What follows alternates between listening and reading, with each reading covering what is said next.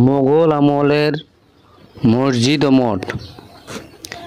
নওগাঁ আত্রাই উপজেলার ইসলামগাথী ৩ গম্বুজ মসজিদ ও উপজেলা সদর থেকে প্রায় 10 কিলোমিটার দূরে অবস্থিত ইসলামগাথী গ্রামে আত্রাই নদের তীরে অবস্থিত মসজিদটি স্থাপত্যশৈলীর অন্যান্য নিদর্শন। মসজিদের পাশেই আছে কারুকার্য খচিত একটি মঠ।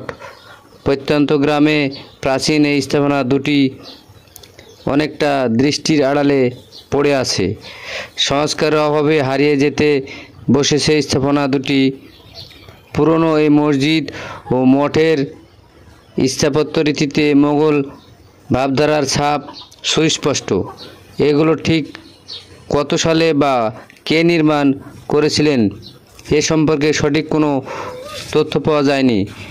জেলা তথ্য বাতায়ন ও উপজেলা তথ্য বাতায়নেও এই মসজিদ ও মঠ সম্পর্কে বিস্তারিত তথ্য নেই।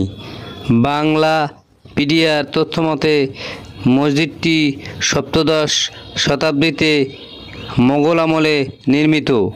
সুবেদার ইসলাম খানের আমলে 1608 থেকে 1613 সাল নাগাদ স্থাপন করা হয় বলে ধারণা পাওয়া যায়।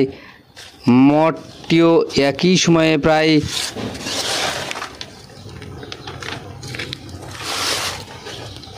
স্থাপন করা হয়। জনশ্রুতি রয়েছে স্থাপনা দুটি এক রাতে জিনেরা নির্মাণ করেন, তাই মসজিদটি স্থানীয়দের কাছে জিনের মসজিদ নামেও পরিচিতি পেয়েছে।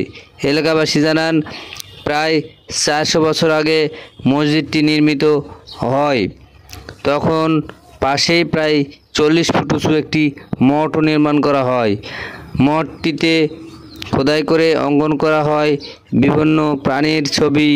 মসজিদের স্থাপত্যশৈলী মধ্যযুগীয়।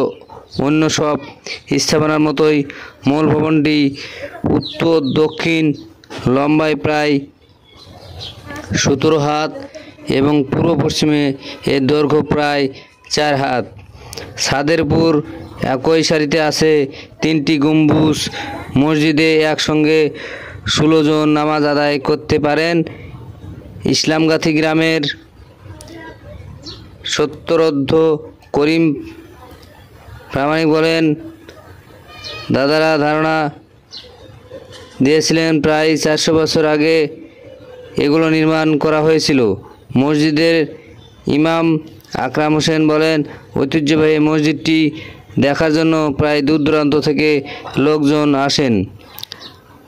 আত্রাই কাকলি মডেল স্কুল অ্যান্ড কলেজের অধ্যক্ষ বলেন, শুনেছি মসজিদ সম্প্রসারণের জন্য মসজিদ ও মঠ ভেঙে ফেলার উদ্যোগ নেওয়া হয়েছে। মোগল স্থাপনা দুটি সংরক্ষণে প্রশাসনের ভূমিকা পালন করা উচিত।